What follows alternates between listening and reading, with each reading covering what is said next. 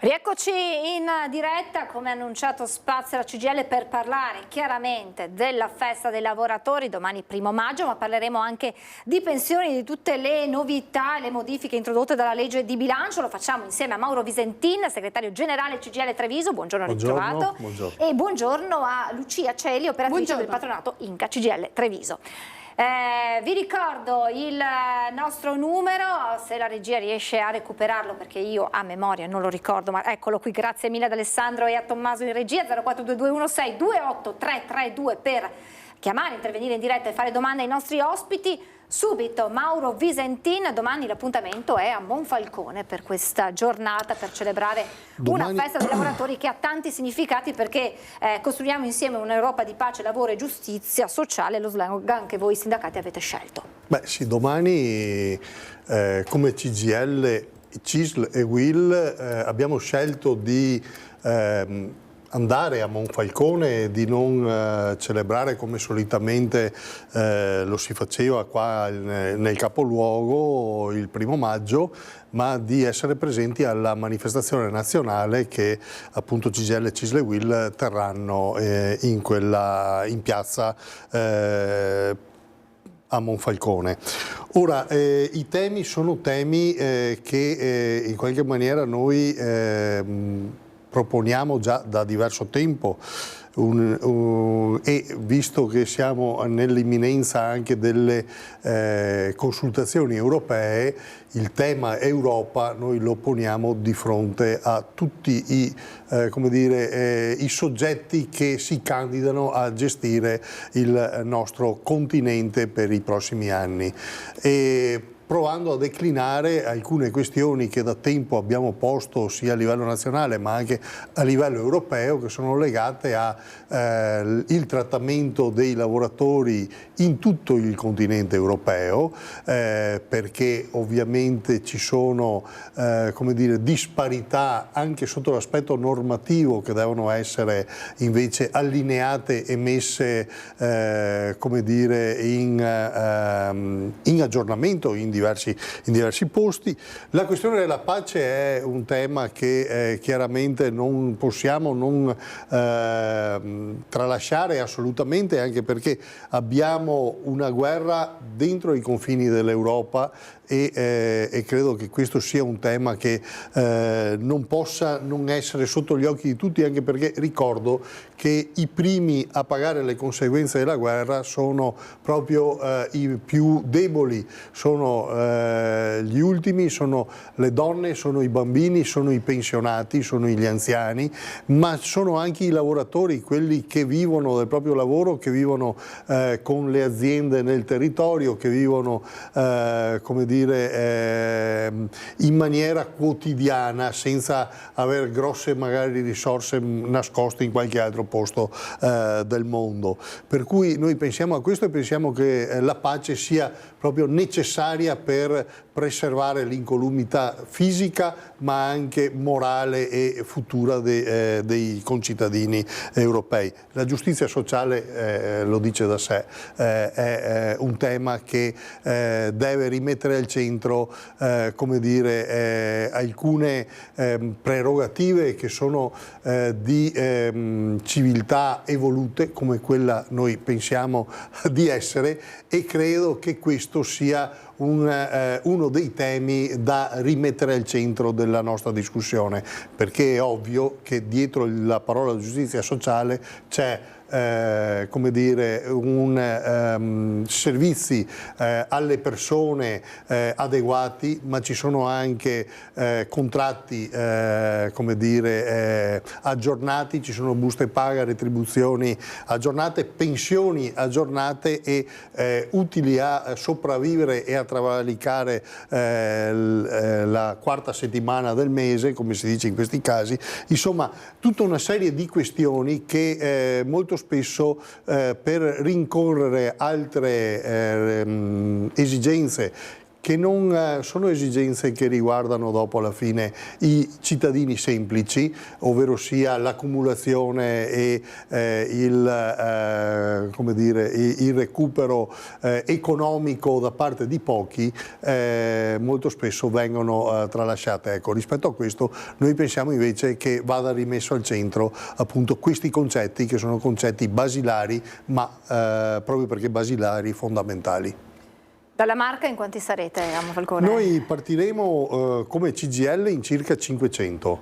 Abbiamo dei pullman che partono domani mattina da Treviso e dopo ci sono altri che si muoveranno, perché Monfalcone è a 2 passi, relativamente a 2 passi, si muoveranno in maniera autonoma e anche con il treno piuttosto che con mezzi propri.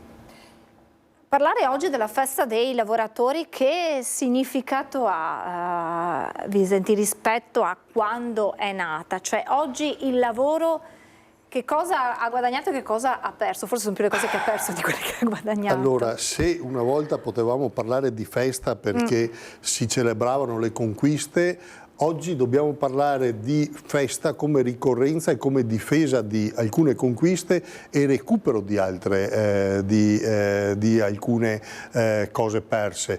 Se questo Paese ha fatto dei passi in avanti sotto come dire, un'evoluzione sia sociale che civile, lo ha fatto proprio perché il mondo del lavoro si è evoluto e ha rivendicato come dire, degli obiettivi a disposizione di tutti. Penso ad esempio alla formazione, alla scuola, ma penso alla sanità, penso all'orario di lavoro, penso a tutta una serie di conquiste che nel tempo sono state appunto conquistate, sono state raggiunte dal movimento dei lavoratori e che molto spesso adesso passano sotto silenzio o addirittura vengono tacciate come cose obsolete che non servono più. Io penso che invece la busta paga dignitosa per pagare le bollette e per vivere in maniera dignitosa e decente serva ancora, anzi bisogna riportare la discussione su questo tema, perché molto spesso abbiamo milioni di lavoratori in Italia che pur lavorando sono poveri e pertanto, come dire, questo è un tema che deve essere ripreso in mano e rimesso al centro, come ad esempio la sicurezza e la salubrità dei luoghi di lavoro. Non possiamo prescindere dal fatto che ancora oggi si continua a morire nei luoghi di lavoro e il tema, come dire, è un tema sotto gli occhi di tutti e credo vada difesa quella modalità con cui si comincia a scalfire queste defiance del mondo del lavoro, e noi lo proviamo e lo tentiamo di fare anche attraverso i 4 referendum che abbiamo lanciato come raccolta di firme nei giorni scorsi. Dal 25 aprile abbiamo iniziato a raccogliere firme.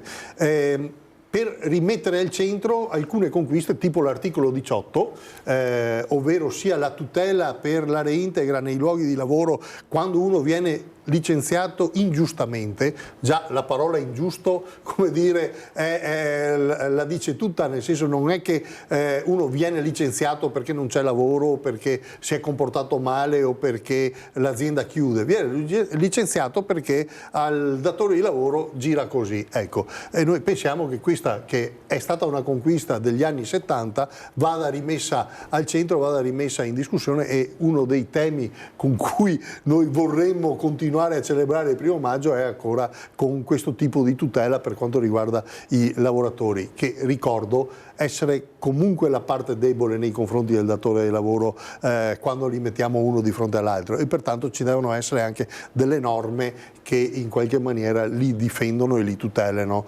proprio per pareggiare il peso delle due parti. L'altra tutela che noi vogliamo rimettere al centro è la tutela, come dire, del lavoro certo, sicuro e non della precarietà estrema come sta succedendo in questi casi. Oggi un lavoratore che entra nel mondo del lavoro entra in modalità precaria, cioè a termine, nella maggioranza delle volte, e ci rimane per qualche decennio in alcuni casi, e questo è un altro modo per rendere ricattabile il mondo del lavoro, per perdere quelle conquiste che dicevo prima, e necessariamente invece vanno rimesse sotto tutela, perché uno precario non denuncia, ad esempio, se c'è una situazione di pericolosità nel proprio luogo di lavoro. Ovviamente fa più fatica a chiedere magari di essere pagato in maniera corretta, fa più fatica a chiedere che gli vengano riconosciute tutte le tutele previste magari dal contratto, e pertanto, come dire, noi pensiamo che questo sia una delle modalità con cui invece bisogna riprovare a rifesteggiare il 1° maggio, perché ci sono veramente i motivi da festeggiare, e non, come dire, tenerlo come un momento di ricordo non nostalgico, ma di rivendicazione e basta. Tra poco torneremo sul 1° maggio e su quelli che sono proprio i temi che sono stati scelti per questa manifestazione di domani, manifestazione nazionale a Monfalcone. Io però passerei a Lucia Celi per capire che novità ci sono dalla nuova legge di bilancio, a partire dalle pensioni. Poi vediamo se ci sono altri punti da approfondire insieme. Allora, diciamo che grosse novità non ce ne sono state riproposte normative che non sono comunque strutturali. Ovvero, noi abbiamo tipologie di accesso alla pensione strutturali sulle quali possiamo contare anche per i prossimi anni, e altre tipologie di accesso alla pensione, vogliamo dire con lo sconto, va bene, chiamiamole così, che vengono rinnovate in finanziaria di anno in anno. Come strutturale noi abbiamo le pensioni anticipate, con le quali si accede alla pensione indipendentemente dall'età, per le donne con 41 anni e 10 mesi di contributi più una finestra, che varia ai noi da quest'anno in base al settore al quale tu appartieni. Perché se sei un dipendente privato o un dipendente pubblico della Cassa Stato hai 3 mesi di finestra. Se sei un dipendente dell'ente locale, che questo governo ha un po' preso di mira con questa manovra, la tua finestra varia, da quest'anno è ancora di 3 mesi, ma l'anno prossimo sarà di 4 mesi, per diventare una finestra di 5 mesi l'anno successivo, di 7 mesi nel 7 mesi nel 2027 e di 9 mesi dal 2028 in poi. Cos'è la finestra? La finestra non è il requisito pensionistico, è l'attesa che io ho della pensione per poter percepire la pensione. Ovvio che in questi mesi di attesa, se io non lavoro non percepisco la pensione neanche in arretrato, cioè se decido di non lavorare la finestra lo posso fare, ma non avrò nessun reddito, nessuna copertura economica. Se a questi incrementi delle finestre andiamo ad aggiungere i futuri incrementi legati all'aspettativa di vita, diciamo che una donna del comparto enti locali potrebbe avere, o anche un uomo, un'attesa della pensione superiore anche di 1 anno rispetto a quello che è adesso. Allora, per gli uomini la pensione anticipata è prevista con 42 anni e 10 mesi e più sempre il sistema delle finestre che ho appena descritto. Poi c'è la pensione di vecchiaia che attualmente è a 67 anni. Tutti questi requisiti sono legati all'indicizzazione aspettativa di vita. Si era stabilito con circolare che questo aggancio all'aspettativa di vita sarebbe partito nel 26, questo governo l'ha anticipato al 25, però facendo un nulla di fatto, perché da dati Istat la nostra aspettativa di vita non avrà incrementi a quanto pare fino a tutto il 2028. Perciò potremmo contare sull'accesso di 41 anni e 10 mesi o 42 e 10 fino al 2028. Parimenti potremmo accedere alla pensione di vecchiaia senza incrementi fino al 2028 uomini e donne a 67 anni, se si appartiene a un sistema di calcolo misto o retributivo, ma ormai retributivi non abbiamo più nessuno, no?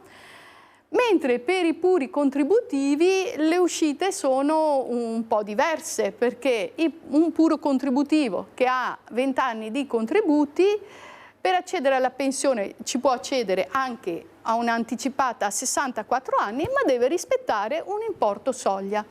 L'importo soglia fa parte del requisito, cioè o io raggiungo questo minimo pensionistico, che attualmente è di 3,1 l'assegno sociale intorno ai 1.600 euro, o io raggiungo questo importo minimo o io dovrò rinviare il mio accesso alla pensione al raggiungimento del requisito. Di positivo però diciamo che per l'accesso ai 67 anni per i puri contributivi l'importo soglia non è stato tolto, mentre prima c'era un importo da rispettare anche in questo caso, è stato tolto. Parliamo di pensioni pure contributive, perciò pensioni con rendimenti molto molto bassi rispetto a una pensione retributiva o mista. Se non si hanno i 20 anni di contributi c'è una differenza sostanziale per chi appartiene a un sistema misto e chi appartiene a un contributivo. E intanto chi è che appartiene al sistema misto? Al sistema misto appartiene chi ha contribuzione versata ante 31/12 del 95. Mentre per i neoassicurati, che possono essere i giovani, ma possono essere anche persone che arrivano da altri paesi, immigrati che non hanno contributi all'estero, iniziano o non esiste la convenzione con l'Italia, faccio un esempio, l'Albania è un paese in attesa di convenzione da anni, se una persona anche di una certa età arriva a lavorare in Italia, non raggiunge i 20 anni di contributi, in pensione, se è puro contributivo, ci potrà andare a 71 anni. Mentre se è un misto, non raggiunge i 20 anni di contributi, la pensione non l'avrà mai, perché non è previsto da nessuna normativa. Diventano contributi cosiddetti silenti e vanno persi.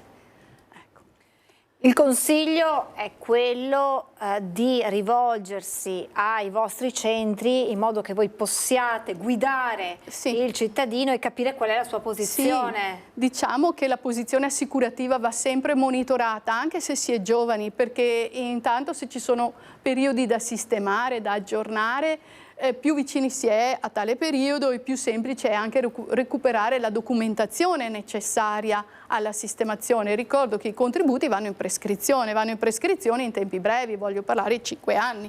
Okay? Perciò è bene tenere sempre monitorata la propria posizione assicurativa e tenersi anche aggiornati, perché siccome le pensioni hanno sempre delle integrazioni, ci sono sempre integrazioni, norme temporanee, eccetera, è bene tenersi sempre aggiornati perché potrebbero esserci delle novità in qualche modo interessanti. Tra le novità inserite, riproposte con la nuova finanziaria, noi abbiamo la quota 103. La quota 103 che poteva essere interessante perché prevedeva un accesso alla pensione con 41 anni di contributi, uomini e donne, e 62 anni di età. Da quest'anno è stata riproposta, ma ahimè con un calcolo puramente contributivo. E allora ritorniamo al discorso che accennavamo prima. Nel sistema di calcolo puramente contributivo il rendimento pensionistico è nettamente inferiore rispetto a un retributivo e inferiore anche a un misto, ok? Perché non abbiamo un aggancio alle retribuzioni degli ultimi periodi per calcolare le quote retributive della pensione. Perciò la quota 103 ha perso completamente l'interesse da parte degli assistiti.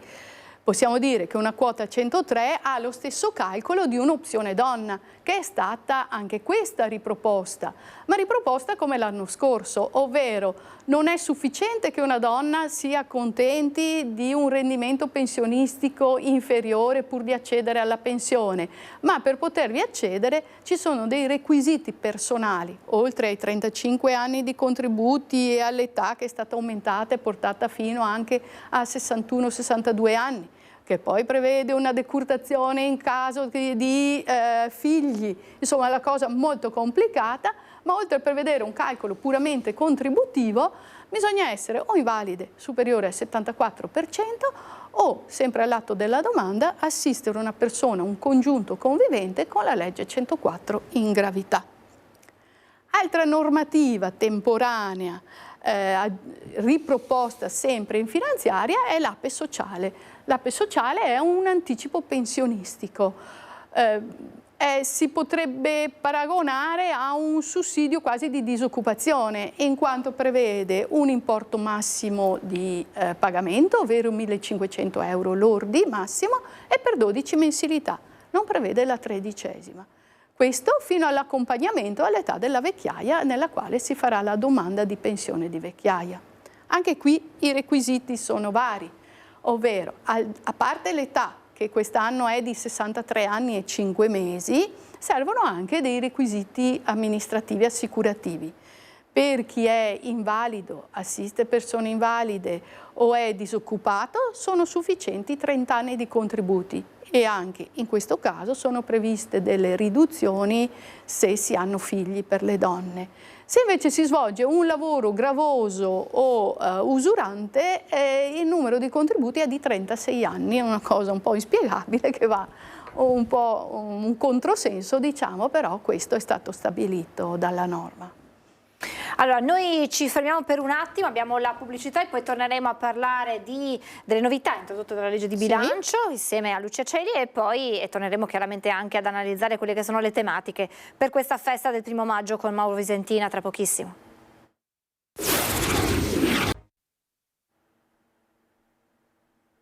Eccoci in diretta, stiamo parlando di 1° maggio, festa del 1° maggio, ma anche di tutte le novità introdotte dalla legge di bilancio a partire dalle pensioni, ma poi approfondiremo anche altre tematiche. 0422 1628 332 per intervenire in diretta. Tornerei un attimo a parlare di festa del 1° maggio perché Mauro Visentina ha spiegato molto bene quelle che sono state le tematiche scelte per questa festa dei lavoratori, un'Europa di pace, lavoro e giustizia sociale. Nel rispetto della par condicio, Visentin, in questa campagna elettorale in vista delle elezioni dell'8 e 9 giugno si parla abbastanza di queste tematiche? Assolutamente no, nel senso che i temi sono altri, li vediamo dai manifesti sulle strade, a chi dice vota per me o a chi mangia le cavallette, però come dire, il tema del lavoro, il tema della salute, il tema delle pensioni, i temi del sociale non vengono affrontati, perché sono temi impegnativi e aspettano risposte prima in casa e dopo anche fuori casa. E credo che invece una comunità seria che deve decidere di mandare delle persone in Europa a rappresentare gli interessi di un territorio, ma anche come dire, a costruire un futuro omogeneo e comune, perché ricordo che l'Italia da sola conta ben poco nel panorama mondiale, dove ci sono potenze come la Cina, come l'India, come il Brasile, come l'URSS, eccetera. O come dire, hai una massa critica per poter anche competere e misurarti e per cui un progetto comune, oppure fai solo propaganda, e io purtroppo vedo tanta propaganda e non vedo proposte concrete. Di questo siamo un po' orfani e direi che aspettiamo con fiducia nei prossimi giorni, visto che la campagna elettorale entrerà nel vivo tra qualche giorno, qualche settimana. Mi prendo qualche secondo per dire che sì, è vero, come il 1° maggio CGIL, CISL e UIL a Treviso non facciamo nulla di tradizionale, però noi saremo presenti in diverse piazze, saremo presenti in piazza Treviso la mattina insieme alla categoria del commercio con l'iniziativa di Pane e Rose. I lavoratori del commercio andranno insieme agli studenti a trovare chi sta lavorando il 1° maggio e ad offrire un fiore, una rosa a questi lavoratori proprio per festeggiare il 1° maggio. Lo saremo in piazza Mogliano con un banchetto di raccolta di firme, come lo saremo a Treviso con la raccolta di firme, e lo saremo nel quartiere del Piave, a Follina Cison, perché là ci sarà la marcia No Pesticidi, alla quale aderirà anche la categoria dei lavoratori dell'agricoltura e dell'agroindustria. E anche là saremo presenti con un banchetto di raccolta di firme, per cui come dire, non ci sarà una manifestazione centrale, ma a corollario saremo presenti in diversi posti. Appunto, come diceva lei, questa raccolta firme è iniziata il 25 aprile per 4 referendum abrogativi che riguardano il lavoro, e quindi comunque il lavoro è centrale in questi banchetti, che saranno aperti per altri 3 mesi, giusto? Saremo aperti fino a metà di luglio con la raccolta di firme, e dopodiché presenteremo le firme alla Corte Costituzionale. Come sta andando questa prima battuta? Sta andando bene, perché abbiamo avuto una buona risposta sia della raccolta di firme cartacea nei banchetti veri e propri. Noi adesso apriremo dei banchetti anche nelle nostre sedi proprio per raccogliere le firme e chiedere la firma a chi verrà nelle nostre sedi, ma c'è anche una novità che è possibile sottoscrivere online entrando nel sito della CGIL nazionale e seguendo tutto quanto un percorso. Per il lavoro ci metto la firma, referendum. Cliccando sopra quell'icona, chi è possessore di SPID o di CIE, di carta d'identità elettronica attivata, può firmare in maniera digitale, ecco così, e pertanto, come dire, anche quel tipo di raccolta sta andando molto bene, tanto è vero che abbiamo già qualche migliaio di firme raccolte. Ecco, qui lo facciamo vedere. Insomma, entrando si clicca sopra questa videata qui, esatto, e poi e dopo c'è tutta la spiegazione, tutta quanta la procedura. Compila in modo e controlla la tua firma, insomma, possibilità appunto di farlo anche online, non solo in presenza. Lucia, a proposito di Europa, quali sono le convenzioni internazionali in tema di pensioni, che è il tema un po' centrale di questa puntata? Allora, diciamo che l'Italia, per anche sua storica immigrazione ed emigrazione, ha stipulato delle convenzioni internazionali con i paesi di maggior appunto affluenza di immigrazione. Questi paesi sono tutta l'Europa, poi ci sono delle convenzioni anche con la ex Jugoslavia e con la Svizzera. Abbiamo inoltre anche convenzioni con paesi extraeuropei come gli Stati Uniti d'America, molti paesi del Sud America, eccetera, eccetera, l'Australia, l'Argentina e via. Le convenzioni, cosa si intende per convenzioni? Diciamo che se io devo andare in pensione con 41 anni e 10 mesi, posso avere 20 anni in un paese europeo, estero, e 21 anni e 10 mesi in Italia, li posso in qualche modo sommare per andare in pensione prima. Ovviamente otterrò economicamente la quota di pensione maturata nel paese in Italia, mentre la quota maturata nel paese straniero verrà liquidata con le regole del paese appunto di appartenenza dei contributi, che variano da paese a paese, insomma. Queste sono grosso modo le convenzioni internazionali stipulate come dicevo, con i vari paesi sia europei che extraeuropei. Prima lei parlava di legge 104 in gravità. Sì? Noi conosciamo la legge 104 in gravità, probabilmente un termine poco conosciuto. Sì. Diciamo che quando una persona ha un danno civile, dobbiamo distinguere il danno civile dal danno lavorativo, perché non sono la stessa cosa. Molte persone lamentano di non aver avuto un riconoscimento adeguato alla domanda di invalidità civile, ma bisogna pensare che la Commissione Invalidi Civili valuta i danni civili. Se io ho, ad esempio, un'ernia discale perché sono un muratore, quel danno è lavorativo e non potrà essere inserito nel riconoscimento dell'invalidità civile. A braccetto con l'invalidità civile vanno altri riconoscimenti. Oltre alla legge 68, che sarebbe la legge sul collocamento mirato, praticamente una commissione visita la persona e stabilisce quali sono le mansioni che la persona può fare o non può fare. Grazie a questo riconoscimento la persona può essere inserita in delle liste speciali degli uffici collocamento e avere un posto di lavoro adeguato alle proprie residue capacità lavorative. Altro diciamo, riconoscimento che si può fare assieme all'invalidità civile è appunto il riconoscimento della legge 104.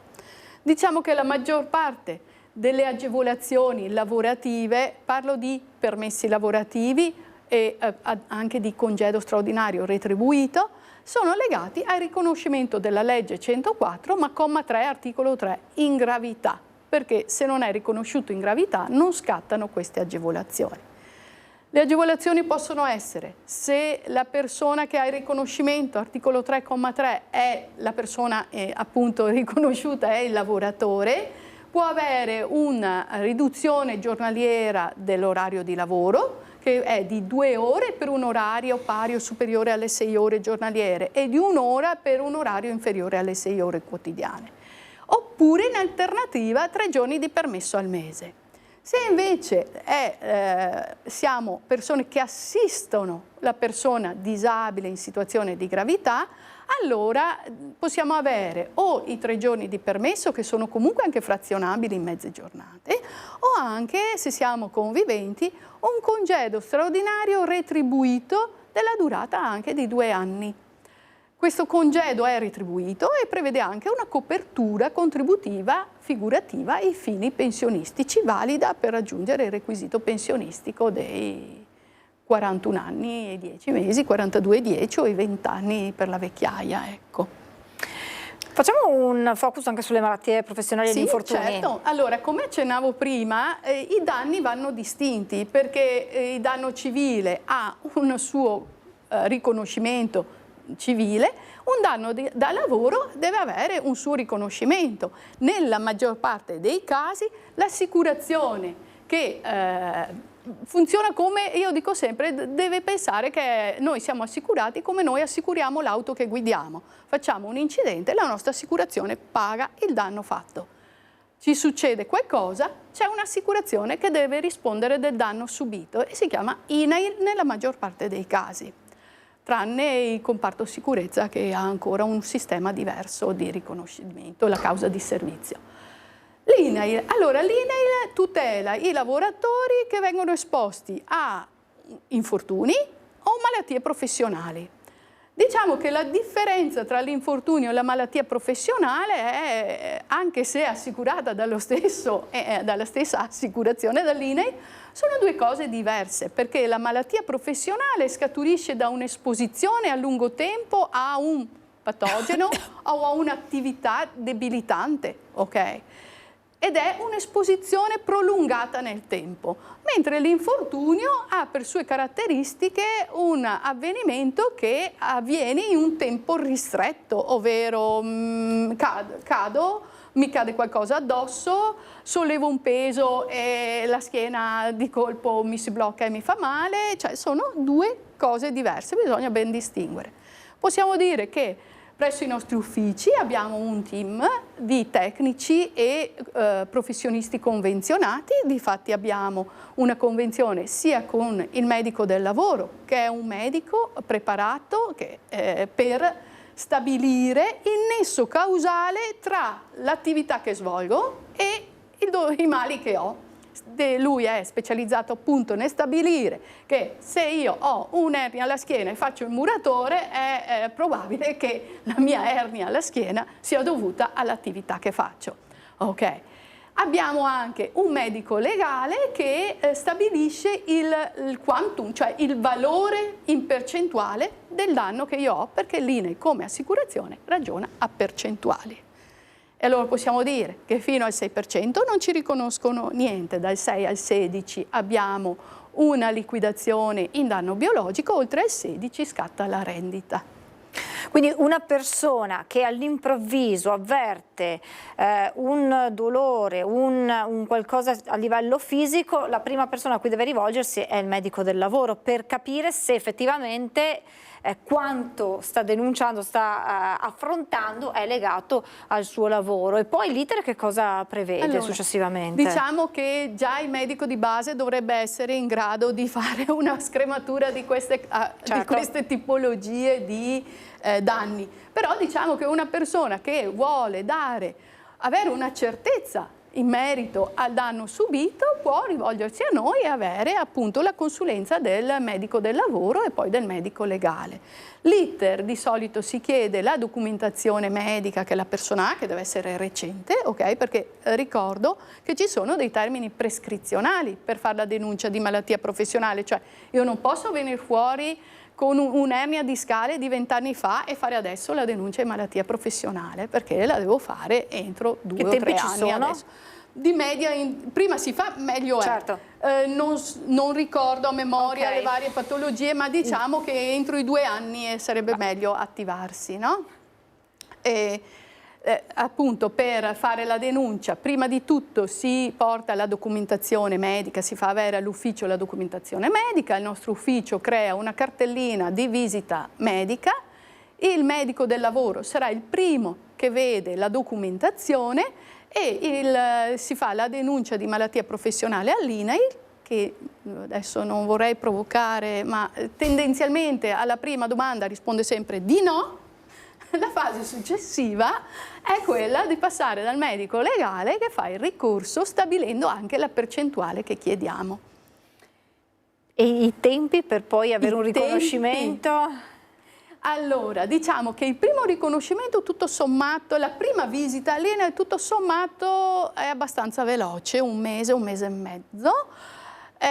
Il ricorso e la visita collegiale, perché quando si fa ricorso diciamo che noi abbiamo il nostro medico legale che va a perorare la nostra causa direttamente dai medici dell'INAIL, perciò lui si presenta là e discutono il caso assieme. Questa si chiama collegiale. Per la collegiale i tempi sono più lunghi, parliamo di un minimo di 3 mesi. Ok. E questa dunque è la situazione per quanto riguarda, ben spiegata nei dettagli, l'infortunio, la malattia, che poi purtroppo sono tematiche ricorrenti. Ecco, negli ultimi anni avete constatato un aumento di accessi e questo perché c'è una maggiore sensibilità e ci sono minori remore nel voler far valere i propri diritti? Allora, diciamo che come lo leggete? Come la leggete questo diciamo aumento? Che noi contiamo sempre anche sul passaparola. Il passaparola per noi, la persona che si è trovata bene, che lo dice al collega, eccetera, per noi è sempre il miglior biglietto da visita, bisogna dire, perché è anche quello sempre più disinteressato nel parlare di come si è trovato in un ufficio rispetto a altri uffici, no? Allora, diciamo che forse anche il fatto che queste cose prevedano, oltre a un riconoscimento economico, dobbiamo pensare che tutte le terapie che vengono fatte per riacquistare un grado di salute o comunque nel cercare di stare meglio rispetto alla malattia professionale che si ha, sono esenti anche ticket, perciò in questi periodi in cui gli stipendi sono sempre scarsi, anche per questo motivo, oltre alla sensibilizzazione, oltre al fatto del passaparola, anche il fatto che ci possa essere un risparmio nelle cure che si fanno, e allora se non devo pagare il ticket magari faccio 2 terapie in più anche, certo, no? E sto meglio. Ma sia questo aspetto qua e anche la possibilità di ottenere un risarcimento economico hanno fatto aumentare anche quest'anno l'affluenza ai nostri servizi. Ecco. Un'ultima battuta per poi chiudere con Mauro Visentino, la farei sui lavoratori precoci. Sì. Allora, diciamo che i lavoratori precoci vanno un po' a braccetto con le malattie professionali di cui abbiamo appena parlato. I lavoratori precoci sono quei lavoratori che al compimento del 19° anno di età hanno almeno un anno di contributi versato, 52 settimane se siamo nel privato, un anno se parliamo del pubblico. Queste persone possono accedere a una pensione con 41 anni di contributi, premetto che comunque anche questa ha delle finestre, Ma diciamo inoltre che questa tipologia di pensione, come anche la quota 103, a suo tempo la quota 103, eccetera, prevede delle limitazioni nel poter svolgere dell'attività lavorativa successiva alla pensione, ok? Legate all'età e al numero di contributi che si hanno. Allora, per poter accedere alla pensione come lavoratori precoci non è sufficiente essere precoci. Bisogna anche avere un ulteriore requisito e tra questi requisiti c'è appunto svolgere attività particolarmente gravose e usuranti.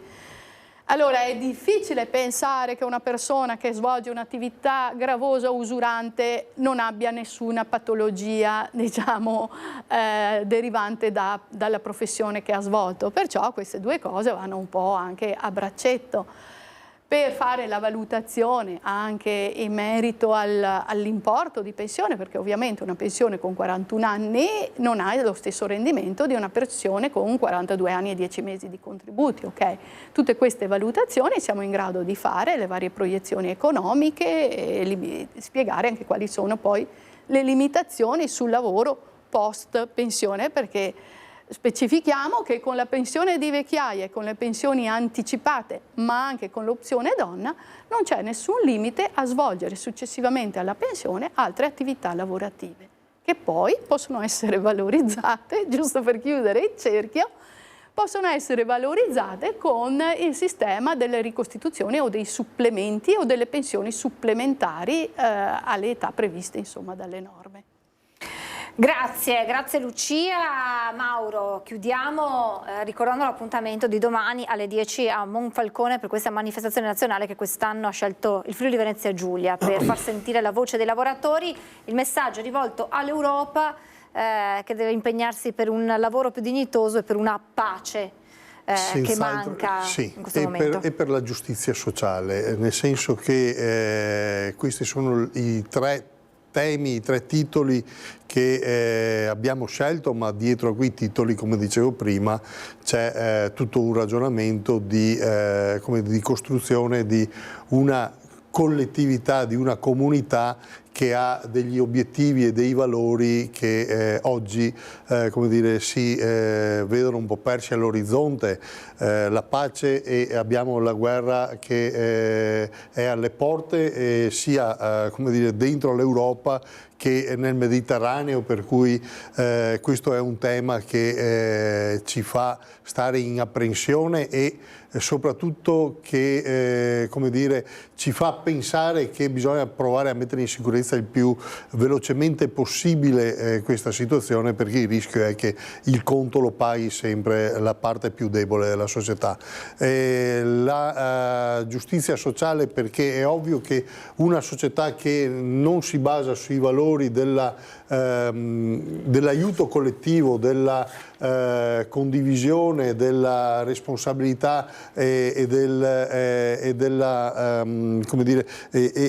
del proiettarsi verso gli altri, verso i più deboli, è una società egoista che non ci rispecchia assolutamente e soprattutto che tende ad escludere. Invece sarebbe opportuno che si provasse ad includere anche in un territorio come il nostro, dove l'inverno demografico è uno dei temi che ci fa fare i conti ogni giorno. Una società sempre più vecchia, sempre più bisognosa di aiuto e di solidarietà, non può vivere se non c'è, come dire, una immissione, un'inclusione di forze nuove e anche di energie nuove per poter continuare, per poter soprattutto erogare i servizi a chi sta invecchiando.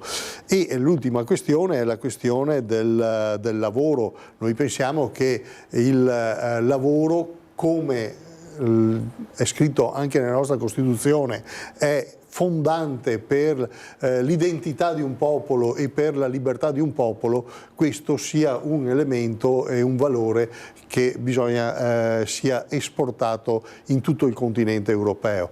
Un continente che ha dalla sua un dato: noi siamo quel continente che utilizza circa il 25% delle proprie risorse, delle risorse mondiali per il welfare, per aiutare gli altri, per una rete di protezione costruita dal dopoguerra in avanti, pur avendo circa il 10-12% di PIL mondiale, il che vuol dire che siamo in una direzione corretta. È bene mantenerla, è bene, come dire, difenderla. Andare verso altre direzioni, privilegiando l'individualismo, privilegiando la sovranità, privilegiando altre, come dire, valori che non hanno portato nulla di buono nella storia e anche nella prospettiva, credo sia poco utile a tutti. Per cui ci auguriamo, insomma, un'Europa ancora migliore di quella che conosciamo. Grazie a Mauro Visentin, segretario generale CGIL Treviso, grazie a Lucia Celli, operatrice del patronato Inca CGIL Treviso, grazie ad Alessandro Granziera e a Tommaso Migotti in regia. Io vi lascio al film La commedia del potere. Grazie per averci seguito, buon pomeriggio a tutti.